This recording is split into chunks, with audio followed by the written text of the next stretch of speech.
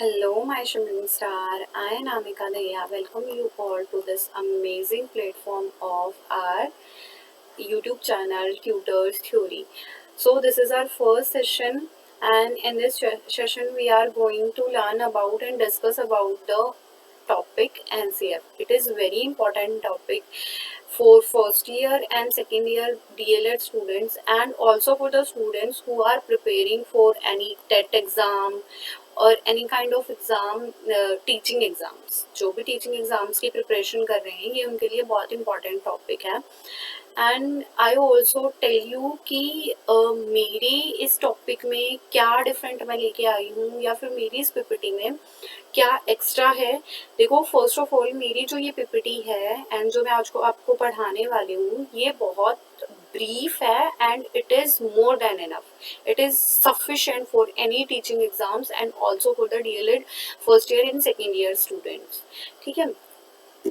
So NCF की full form है national curriculum framework. ठीक है, नेशनल का मीन्स क्या होता है, राष्ट्रीय पाठ्यचर्या एंड फ्रेमवर्क होता है कि आप उसे बोल सकते हो कि ये एक प्रकार का ढांचा है, पर मैं इसे हम अगर हिंदी में बात करें तो एक सटीक वर्ड पकड़ लेते हैं, रूपरेखा। और देखो एनसीएफ 2005 इसीलिए लगाया हुआ है क्योंकि ये 2005 में आया था। अब इसका थोड़ा सा हिस्टोरिकल बैकग्राउंड जान लेते हैं कि इसका हिस्ट्री क्या रही थी, इसके पीछे इतिहास कैसे था या फिर आया कैसे है। सबसे पहली बात है कि जो एनसीईआरटी सुना है आप लोगों ने, NCERT full form you know, full form है National Council for Educational Research and training.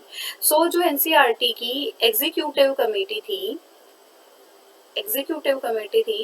उसने क्या किया था, इसने एक डिसीजन लिया था अपनी एक मीटिंग में, जो मीटिंग हुई थी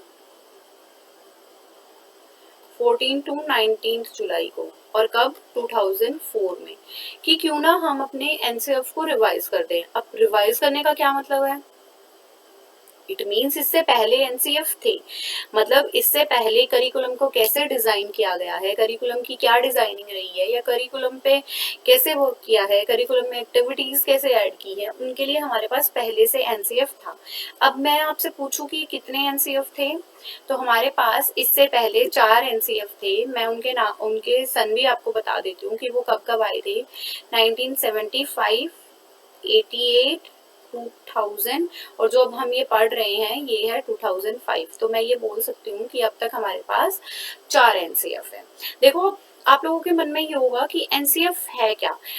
फ्रेमवर्क, देखो जब भी कोई घर बनता है या बिल्डिंग बन रही होती है तो उसका ना पहले ढांचा तैयार किया जाता है कि अगर आयरन लगेगा, आयरन पिलर्स बनेंगे तो उनके लिए पिलर्स बनाए जाते हैं, या फिर आपको एक 3D मॉडल दे दिया जाता है। तो एनसीएफ क्या कहता है कि हमारे जो टीचिंग एंड लर्निंग प्रोसेस में जो भी आपका करिकुलम रहेगा, करिकुलम मीन्स कि आप क्या टीच करने वाले हो क्लास में जाके, क्या आपके मेथड्स रहेंगे, क्या आप मटेरियल लेके जाओगे क्लास में, ये सारी चीजों के लिए आपको ये डॉक्यूमेंट पूरी डेप्थ नॉलेज देता है एंड थोरोली आपको ये बता देता है कि आपको बच्चों को पढ़ाने के लिए एक अच्छा एक्सपीरियंस देने के लिए, चिल्ड्रंस को ये समझाने के लिए कि आपका मेथड कैसा है, आप क्या मटेरियल यूज करने वाले हो, आप बच्चों को कैसे पढ़ाओगे कि उनका आपका जो टीचिंग है वो भी इफेक्टिव रहे और उनकी लर्निंग भी रिटेंटिव रहे, मतलब उनके दिमाग में ज्यादा देर तक स्टेबल रहे वो नॉलेज।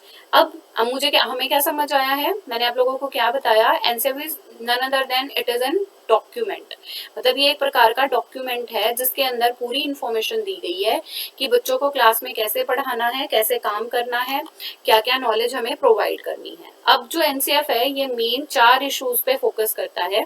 फर्स्ट है एजुकेशनल पर्पस, मतलब हमारा जो शिक्षा है उसका क्या उद्देश्य है, मतलब हमें जो शिक्षा दी जा रही है उसका उद्देश्य क्या निहित है।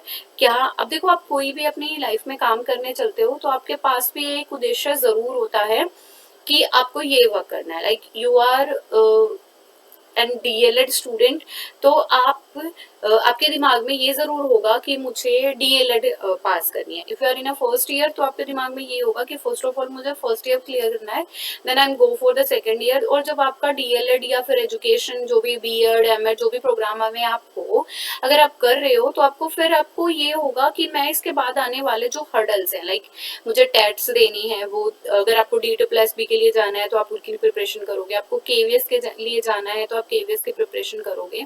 तो फर्स्ट ऑफ ऑल जो एनसीएफ है वो बताता है कि एम क्या है हमारा, ऑब्जेक्टिव क्या है, पर्पस क्या है किसी कार्य को करने के लिए। ठीक है। सेकंड है एजुकेशनल एक्सपीरियंसेस। एक्सपीरियंसेस मतलब आपको एक ऐसे एक्सपीरियंसेस प्रोवाइड करने हैं जिससे आप अवेयर हो जाएं, आपके बिहेवियर में चेंजेस आ जाएं। Then if you have the changes, आपका बिहेवियर चेंज हो गया है, मतलब आप एक इलिटरेट पर्सन से एक लिटरेट पर्सन की तरफ आ गए हो, तो अब आपके पास इतना एक्सपीरियंस जरूर है कि अगर आपके पास 10 चीजें ऐसे गिवन हैं तो आपको एक हायरार्की कैसे फॉलो करनी है इसकी भी नॉलेज होनी चाहिए। मतलब आप उन एक्सपीरियंस को एक ऑर्गेनाइजेशन प्रोवाइड करोगे। ठीक है। इसके बाद आता है हमारा असेसमेंट। मतलब असेसमेंट का मतलब है आप बच्चों को क्लास में लेके आए, आपने उनको उद्देश्य बता दिया है कि बेटा आज हम ये पढ़ने वाले हैं, ये हमारा टॉपिक रहेगा, ये हमारी लर्निंग थीम रहेगी, this kind of method I am going to use, ये मटेरियल आपने कुछ शो कर दिया है। अगर आप लैब्स एक्टिविटी करा रहे हो तो एट सेम की सबसे पहले आप ये बताओगे कि दिस इज आवर टॉपिक।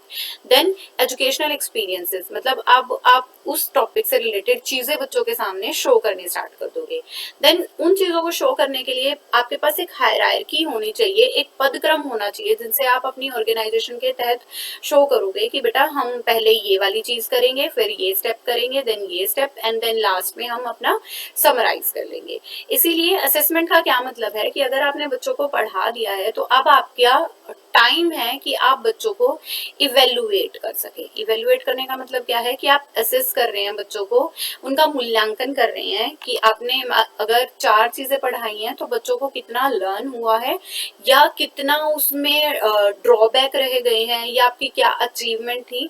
तो बच्चों की जो लर्निंग है, जो चाइल्ड की लर्निंग है, उस पर आप फोकस कर रहे होगे। ठीक है, क्लियर है।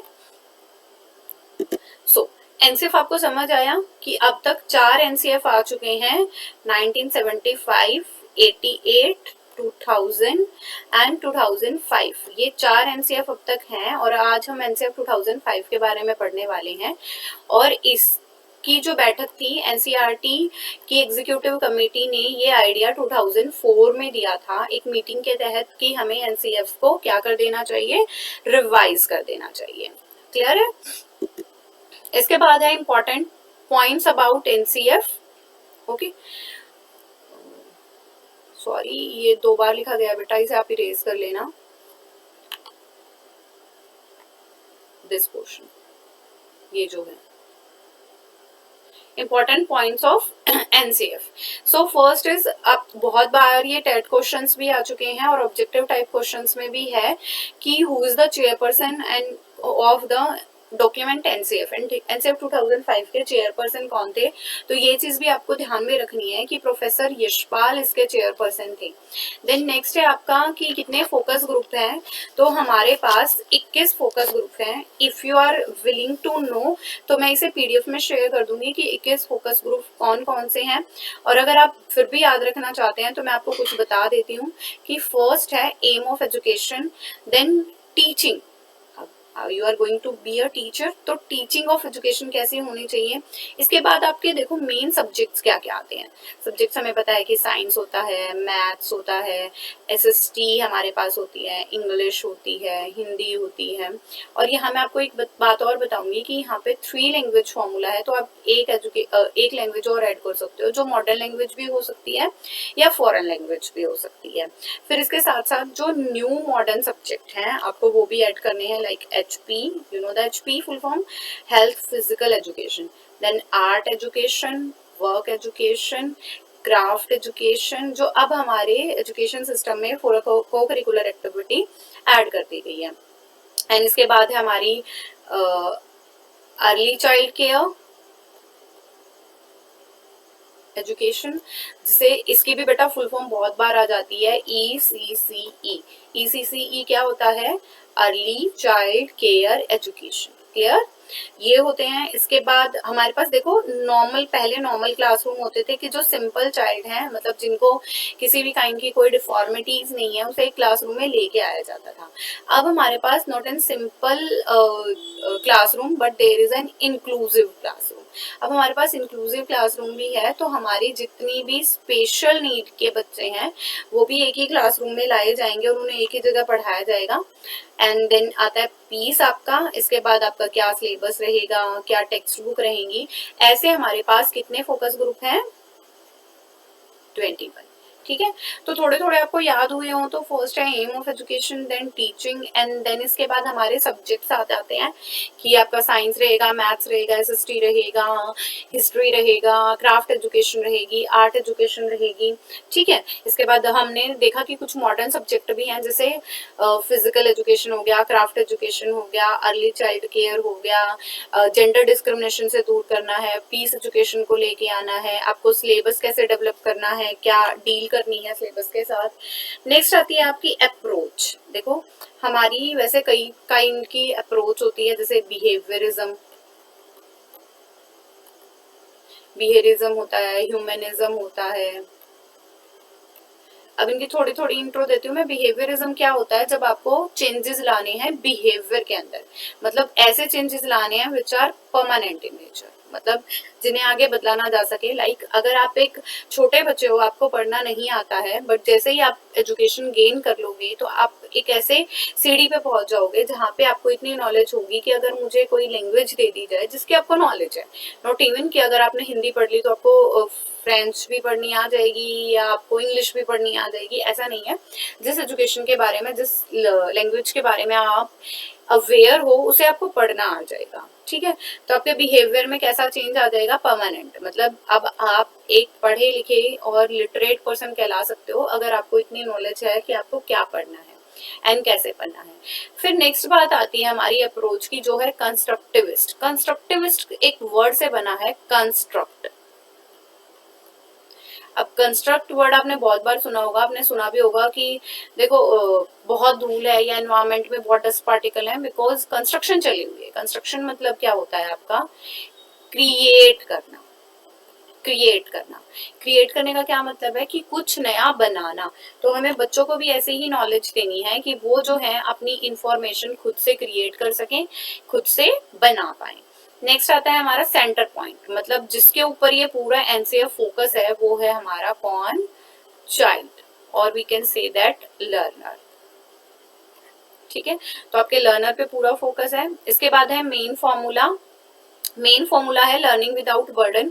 अगर आपको नहीं पता तो मैं ये बता देती हूँ कि ये वाला फॉर्मूला आया था हमारी NEP 1986 से, एंड इसी NEP का एक प्रोग्राम ऑफ एक्शन भी आया था जिसे POA बोला जाता है, वो आया था 1992 में। तो जितने इन्फॉर्मेशन मैं आपको बता रही हूँ which have already written in the PPT, and जो नहीं भी लिखी हुई, जो मैं आपको बता रही हूँ वो भी बेटा बहुत इंपॉर्टेंट है, तो आप इसे भी याद रखोगे। अब इसके बाद है ट्रांसलेटेड इन, मतलब इमीडिएट इफेक्ट के साथ इसे 22 भाषाओं में ट्रांसलेट कर दिया गया था। और जैसे अगर हमारे पूरे इंडिया में से सर्कुलेट किया गया है तो अलग अलग 22 प्रकार की लैंग्वेजेस थी जिसके अंदर इन्हें भेजा गया कि सभी इस डॉक्यूमेंट से अवेयर हो जाएं कि एनसीएफ है क्या या कैसे वर्क करता है। देन आता है हमारा how many state applied on immediate effect. तो हमारे पास ऐसे 17 स्टेट थे जिन्होंने इसे इमीडिएट इफेक्ट, मतलब डॉक्यूमेंट मिला, उन्होंने रीड आउट किया और इस डॉक्यूमेंट को अपने स्टेट में अप्लाई कर दिया। तो I think you are well aware with this one. ये चेयरपर्सन प्रोफेसर यशपाल थे, फोकस ग्रुप 21 थे, अप्रोच कंस्ट्रक्टिविस्ट जाएगी जिसके अंदर बच्चा अपनी नॉलेज को खुद से कंस्ट्रक्ट कर रहा है। सेंटर पॉइंट आपका बच्चा ही है, आपका लर्नर है, तो पूरी एनईपी उसी पे डिपेंड करती है। And the main formula is learning without burden. और कितनी भाषाओं में इसे ट्रांसलेट किया गया है? तो वो है 22 भाषाएं। कितने स्टेट ने इसे इमीडिएट इफेक्ट के साथ लगा दिया था, लागू कर दिया था? तो वो थे 17 state. Clear? Then applied by the किसने अप्लाई किया था इसे? MHRD ने,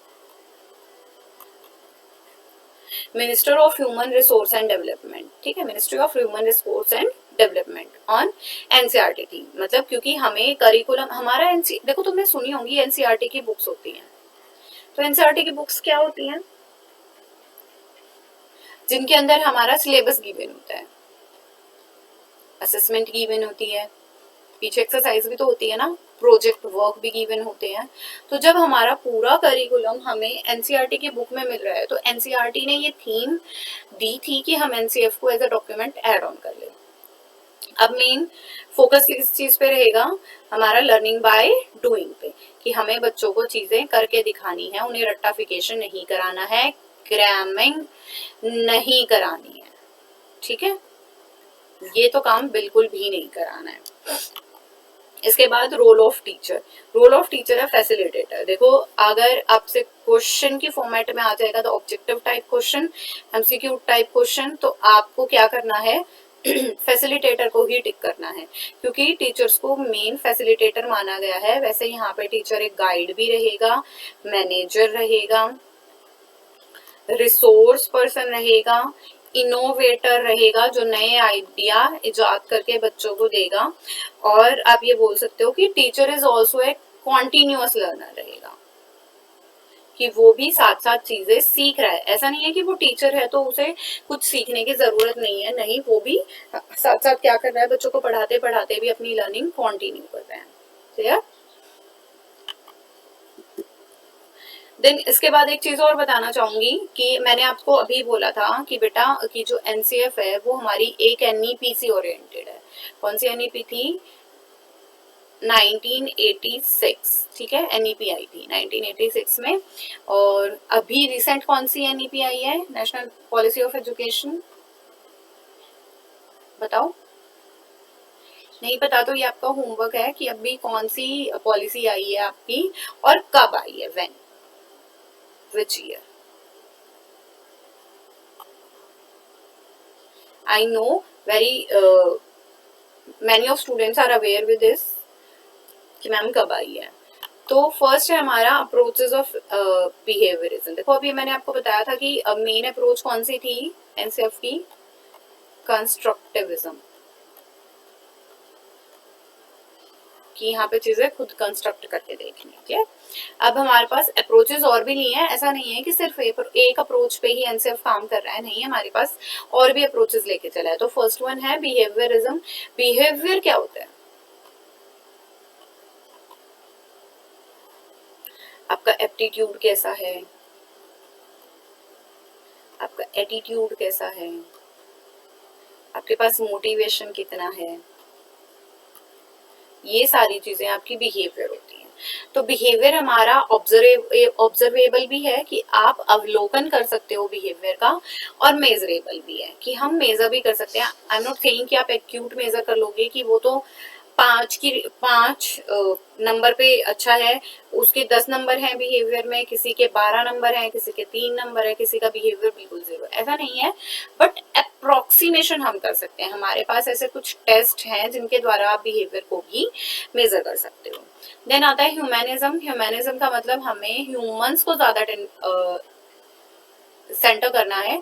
तो फर्स्ट है आपका कि स्टूडेंट सेंटर्ड टीचिंग होनी चाहिए। तो जो आपका मेन फोकस पॉइंट है वो आपका लर्नर है, और जो टीचर है वो एक फैसिलिटेटर की तरह काम कर रहा है। क्लियर है? फिर then opportunity for the success, हर एक बच्चे की सक्सेस रेट पे ध्यान देना है कि हर एक बच्चा कुछ अचीव करके जाए आपकी क्लास से, और कुछ ना कुछ वो गेन जरूर करे।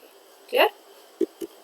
देन कंस्ट्रक्टिविज्म, मैंने आपको बोला कि कंस्ट्रक्टिविज्म क्या होता है, जिसके अंदर आपको आपकी नॉलेज खुद से कंस्ट्रक्ट करनी होती है। देखो मैं एक छोटी सी बात कर रही हूँ कि आप डीएलएड में हो, क्लियर, या फिर आप कोई भी एजुकेशनल प्रोग्राम में हो, तो आपने क्लास 1 की,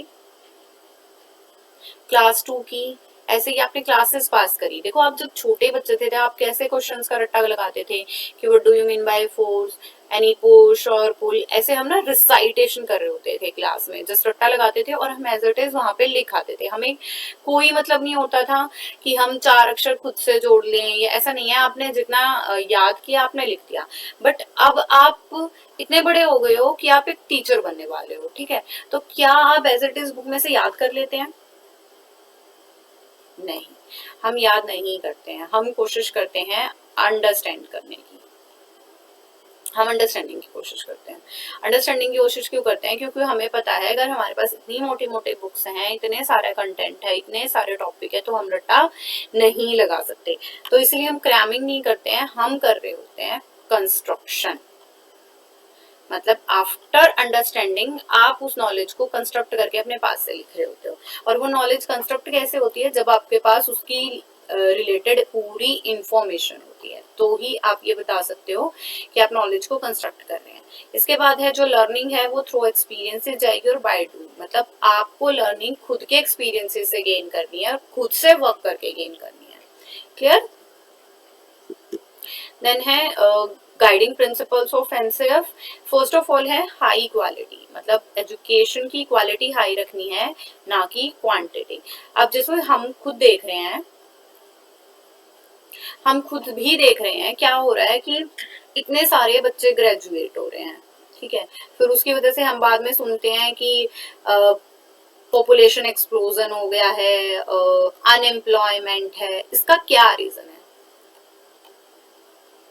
इसका रीजन बेसिक यही है कि अब हमारे पास नंबर ऑफ स्टूडेंट्स तो ज्यादा हैं, बट उनके अंदर इतनी क्वालिटी अच्छी नहीं है। देखो कहते हैं कि जो पढ़ता है या जिसके पास नॉलेज होती है ना, वो इजीली टेस्ट क्लियर कर सकता है। तो क्लियर वही कर पाएंगे ना जिसके पास अच्छी इन्फॉर्मेशन होगी। इन्फॉर्मेशन कैसे होगी? जब आपके पास क्वालिटी अच्छी हो, एजुकेशन क्वालिटी एजुकेशन आपको मिली हो। तो क्वालिटी एजुकेशन देने का मतलब क्या है? एजुकेशन के जो हाईएस्ट स्टैंडर्ड है, ऐसे नहीं है कि क्लास 1 में आप एडमिटेड हुए और क्लास 5 तक आपको पढ़ना आ गया है हिंदी इंग्लिश बोथ, तो आप सोचते हो कि मुझे तो मेरी एजुकेशन तो कंप्लीट हो गई। आपके पेरेंट्स भी ये सोच रहे हैं। नहीं, मतलब आपके हाईएस्ट स्टैंडर्ड है कि आप मास्टर्स करना चाहते हो, आप पीएचडी करना चाहते हो, आप मतलब आपका जो हाईएस्ट स्टैंडर्ड आप मानते हो वो क्या है, वहां तक जाना। Then boost professional standard. अब हमारे पास टीचर्स ना बहुत पुराने भी हैं और टीचर्स नए भी हैं। तो जो हमारे पुराने टीचर्स हैं उनके पास जो एडवांस्ड नॉलेज है, advance knowledge we can say that technology वाली, जो टेक्नोलॉजी की नॉलेज है, तकनीकी जो नॉलेज है वो नहीं होती, होती है तो बहुत कम होती है। वो सीखने की कोशिश कर रहे होते हैं, तो उनके प्रोफेशन को भी ये अपॉर्चुनिटी मिले कि वो अपने प्रोफेशन को बूस्ट अप कर सके। स्टडी स्टफ, अब स्कूल की रिस्पॉन्सिबिलिटी है कि वो ज्यादा से ज्यादा स्टडी स्टफ अपने बच्चों को प्रोवाइड करे। देन टेक्नोलॉजी, जो आईसीटी है इसकी पूरी इंफॉर्मेशन दे, इंफॉर्मेशन कम्युनिकेशन टेक्नोलॉजी की। और जो भी टेक्नोलॉजी यूज हो रही है, लाइक कंप्यूटर यूज हो रहे हैं, टैबलेट्स यूज हो रहे हैं, लैपटॉप यूज हो रहे हैं, स्मार्टफोन यूज हो रहे हैं, तो बच्चों को इनकी भी नॉलेज होनी चाहिए। देन टेक्निकल इन्फॉर्मेशन, अब नॉलेज से क्या मतलब है, यहाँ इन्फॉर्मेशन से क्या मतलब है कि इनकी इंफॉर्मेशन भी आपको, कि how to run, how to shut down, how to work on them, what are the functions regarding this, तो ये भी नॉलेज आपको होनी चाहिए। क्लियर? यानी इक्वालिटी ऑफ एजुकेशनल अपॉर्चुनिटी, मतलब मैंने कहा कि पहले क्लासरूम होते थे बिल्कुल सिंपल क्लासरूम, जब हमारे मदर फादर लर्निंग में थे तो उनके सिंपल क्लासरूम होते थे कि नॉर्मल बच्चे ही वहां जाते थे। अब हो रहे हैं इंक्लूसिव क्लासरूम, मतलब हमारे सिंपल क्लासरूम में स्पेशल नीड चाइल्ड भी इकट्ठे बैठ के पढ़ेंगे। तो यहाँ पे देखो, अब जब इकट्ठे बैठ के पढ़ रहे हैं तो स्टूडेंट्स को इतनी इन्फॉर्मेशन भी हो कि कोई किसी में भेदभाव नहीं करेगा। भेदभाव लाइक डिफॉर्मिटी के ऊपर कोई नहीं करेगा, कोई डिसएडवांटेज्ड चाइल्ड है उसके साथ कोई भी ऐसे डिस्क्रिमिनेशन भेदभाव नहीं करेंगे। कोई कलर अलग है, मतलब रेसेस अलग हैं, कि कोई ब्लैक है कोई व्हाइट है, तुमने सुना भी होगा ज्यादा अमेरिका में ये था, यूएसए में, तो वहां भी ऐसा मतभेद आप नहीं कर सकते हो। डेमोक्रेसी, हम एक डेमोक्रेटिक कंट्री में रहते हैं, तो आप सबकी फ्रीडम का ध्यान रखोगे, आप सब की सबको अपॉर्चुनिटी दोगे कि सबकी बारी आए और सब अपना पक्ष रख सकें। इसके बाद right to achieve the highest educational development, अभी मैंने बताया कि तुम्हें क्लास 5 तक नहीं रहना है, क्लास 8 भी करनी है, तुम्हें 10th भी करनी है, तुम्हें 12th भी करनी है, तुम्हें ग्रेजुएट भी होना है, तुम्हें डिग्री करनी है, तुम्हें बैचलर्स होना है, देन तुम्हें मास्टर्स करनी है। इसके बाद इफ यू आर विलिंग तो आप पीएचडी कोर्सेज के लिए जा सकते हो। तो ये सारी चीजें भी आपको करनी है। तो हमें हर एक बच्चे को इक्वल अपॉर्चुनिटी देनी है। क्लियर है? देन नेक्स्ट आता है horizontal and vertical mobility. Mobility का मतलब होता है मूवमेंट। अब तुम सोचोगे कि मैम मोबिलिटी वर्ड यहाँ क्यों आया है? देखो, हॉरिजॉन्टल मोबिलिटी का क्या मतलब है कि हॉरिजॉन्टल मोबिलिटी का मतलब है you are in a same school, ठीक है, आप एक सेम स्कूल में हो और आपकी क्लास में 40 बच्चे हैं, ठीक है, एक बच्चा, दो बच्चा, तीन बच्चा, ऐसे करके हमारे पास बहुत सारे बच्चे हैं। और ये बच्चा है जो हमेशा रैंक 1 गेन करता है, ये सेकंड गेन करता है, ये थर्ड गेन करता है, ये फोर्थ गेन करता है, ऐसे ऐसे सोन, और आपका नंबर यहाँ है, कोई 30th लगा लो कि आपका नंबर ये है। तो हॉरिजॉन्टल मोबिलिटी का मतलब है कि बच्चों को इतनी अपॉर्चुनिटी प्रोवाइड करनी है कि वो अपनी लर्निंग को इजी करें, अपनी लर्निंग की रिटेंशन अपने माइंड में रखें, और जो ये 30th पोजीशन पे जो बच्चा था ना, जैसे तुम थे, तो वो यहाँ तक अपनी रैंक गेन कर सके, यहाँ तक इजीली पहुंच पाए। तो ये हो गई हॉरिजॉन्टल मोबिलिटी, मतलब आप सेम क्लास में हो, आप एक ही लेवल पे हो, बट फिर भी आप मूव कर रहे हो for a dull child to average and then for the intelligent one, clean बच्चे की तरफ जा रहे हो। एंड देन आता है आपका वर्टिकल मोबिलिटी। वर्टिकल मोबिलिटी का मतलब है आप एक स्कूल में हो, यहाँ पे आपने कोई टेस्ट दिया and you got the first rank, अभी आपकी हॉरिजॉन्टल मोबिलिटी थी। देन आपको सिलेक्ट कर लिया गया डिस्ट्रिक्ट लेवल पे, तो यहाँ पे आपने टेस्ट दिया और यहाँ पे भी आपकी कोई रैंक आ गई है। देन डिस्ट्रिक्ट से आपको स्टेट लेवल पे भेज दिया गया है, देन स्टेट ने आपको नेशनल लेवल पे भेज दिया गया है, देन नेशनल से आप इंटरनेशनल पे नेक्स्ट जा रहे हो। तो हमें वर्टिकल मोबिलिटी क्या समझ आया कि जब आप सीढ़ियां चढ़ रहे होते हो तो वो वर्टिकल मोबिलिटी होती है, और जब आप सेम लेवल पे मूवमेंट कर रहे होते हो वो हमारी कौन सी होती है, हॉरिजॉन्टल मोबिलिटी। दोनों क्लियर है? अब आती है साइंटिफिक फाउंडेशन। साइंटिफिक मतलब अब हमें बच्चों को सुपरस्टिशियस चीजों से दूर रखना है, मतलब जो भी बच्चे अंधविश्वास करते हैं या फिर जिन चीजों का हमें रीजन नहीं पता है ना, हमें रीजन ढूंढने की तरफ लेके जाना है। ठीक है, अगर कोई कह देता है तुम्हें कि डेली ना सूर्य को जल चढ़ाना चाहिए, ऐसी कोई बात कह दी, तो तुम्हारे दिमाग में ये क्वेश्चन जरूर अराइज होना चाहिए कि वाई, हमें ऐसा क्यों करना चाहिए। तो साइंटिफिक होना है, अगर तुम्हारे सामने कोई चीज है तो उसका तुम क्या ढूंढोगे, रीजन ढूंढोगे कि क्या रीजन है इसके पीछे जो हमें ये कार्य करना चाहिए। तो फर्स्ट है मोर साइंटिफिक, आपको ज्यादा वैज्ञानिक थॉट की तरफ जाना है, मतलब जिसमें आप इतने अवेयर हो कि हमें ये इन्फॉर्मेशन क्या दी जा रही है और क्यों दी जा रही है। रोट लर्निंग से दूर करना है, रट्टा नहीं मारना है, रट्टा मारने से दूर रखना है बच्चों को। देन मॉडर्न साइंटिफिक नॉलेज, जो भी साइंस टेक्नोलॉजी आई है उसकी जितनी भी नॉलेज है वो बच्चों को पूर्ण ज्ञान होना चाहिए। देन अवेयरनेस, मतलब अब जैसे मैं एक वर्ड बोल दूं तुम्हारे सामने, आईसीटी, ठीक है, तो तुम्हें इतना पता होना चाहिए कि मैम का आईसीटी से क्या मतलब है। इंफॉर्मेशन मतलब लाइक आप फोन्स यूज कर रहे हो, आप ईमेल कर रहे हो, और नहीं तो बहुत सिंपल आप चैटिंग करते हो। ठीक है, तो हम क्या कर रहे हैं, अपनी इंफॉर्मेशन शेयर कर रहे हैं थ्रू कम्युनिकेशन, एंड किसकी वजह से, टेक्नोलॉजी की वजह से। टेक्नोलॉजी आई होगी तभी आपके पास स्मार्टफोन होगा, तभी आप ईमेल कर पा रहे हो, तभी आप इंस्टाग्राम चला पा रहे हो, तभी आप फेसबुक रन कर पा रहे हो। तो ये सारी नॉलेज आपके पास होनी चाहिए। तो ये हम नेक्स्ट क्लास में करेंगे, अभी हमारा टॉपिक काफी लेंदी है, but for now thank you, bye bye, take care, keep going, keep growing and keep learning.